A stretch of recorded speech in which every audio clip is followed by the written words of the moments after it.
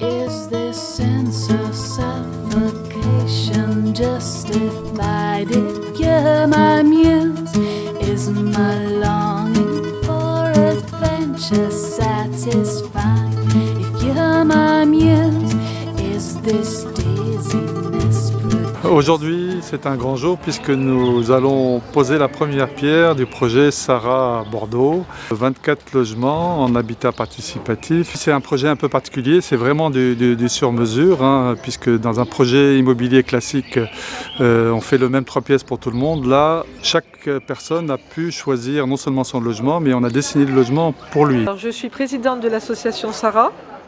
C'est-à-dire que depuis 2012, on a lancé ce projet d'habitat très partagé, très mixte, très participatif.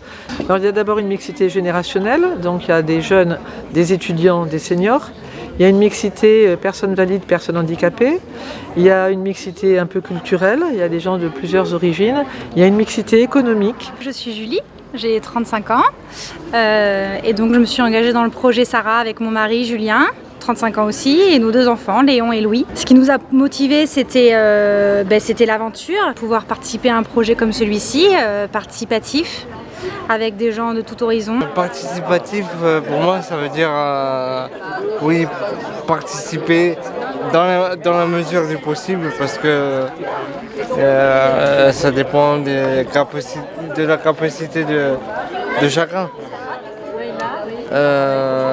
Mais proposer par exemple l'aide aux devoirs avec les petits dont je suis parfaitement capable. On a cherché des terrains jusqu'au 15e. Et puis un jour, la métropole nous a proposé un terrain. C'est dans le quartier des Chartrons à Bordeaux, un quartier réputé très chic, très cher. Mais c'est très bien d'avoir un projet comme ça dans un quartier très chic, très cher. Et nous, on est assez chic, bien sûr, pas trop cher et pas du tout spéculatif. On est allé chercher notre promoteur parce qu'on voulait avoir un bailleur social pour conduire le projet.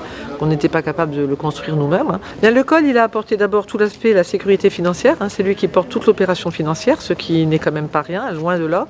Nous, on a beaucoup travaillé, mais on n'a pas déboursé un centime. Et c'est le col qui a pris tous les risques. Et puis, il nous a apporté aussi beaucoup de souplesse, c'est-à-dire le col a réussi à inventer au fur et à mesure qu'on avait des demandes particulières, il a réussi à inventer des solutions particulières. Par exemple, contre la spéculation, il a apporté des solutions particulières.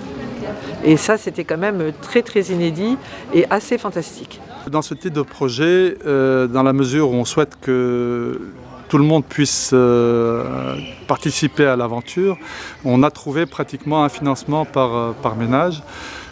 Puisque on cumule donc 4 logements locatifs, 1 logement en PSLA, prêt social location accession, donc ça c'est l'accession sociale classique, 13 logements avec le bail réel solidaire, et puis 6 logements en coop foncier qui s'adressent à des personnes dont les revenus sont supérieurs au plafond PSLA. Enfin voilà, donc tout ça pour vous dire que ça fait partie aussi de l'ADN du col de pouvoir gérer cette complexité et de s'embêter à gérer cette complexité parce que le jeu en vaut la chandelle et que c'est une belle aventure humaine et une vraie coproduction de projets avec les futurs habitants. Je m'appelle Marika, ça fait des années que je cherche un habitat participatif, mais en m'incluant au sein d'un groupe, pour donner un peu du sens aux valeurs que je porte, c'est-à-dire au partage et à la vie commune. Donc voilà, et essayant aussi de me sentir utile auprès des autres. Nous voulons promouvoir l'habitat participatif dans cette ville et donc quand on voit des initiatives de cette qualité, on est tout à fait déterminé à les aider. Ça correspond à notre vision de la ville avec des projets qui assurent une telle mixité intergénérationnelle, mixité sociale, mixité culturelle, mixité avec les handicapés. Enfin, je trouve que ce projet remplit, je dirais, un peu toutes les cases de la façon dont nous rêvons un peu l'habitat dans cette ville. Si on ne veut pas qu'un jour il n'y ait plus de Bordelais à Bordeaux, je pense que ce serait vraiment bien que ce genre de projet puisse puisse se multiplier, quoi. D'une part pour que les Bordelais aient la possibilité d'y rester, et aussi parce que ça a des valeurs qui sont très en lien avec on va dire, la société actuelle et ce qu'il y a besoin de construire pour l'avenir, quoi. C'est-à-dire se recentrer un peu sur l'humain, sur les interactions entre les uns et les autres, sur la solidarité, les diversités de chacun, voilà, et puis être un peu plus, acteur du quotidien et du vivre ensemble, en fait. Allez, Sarah, Denis. Sarah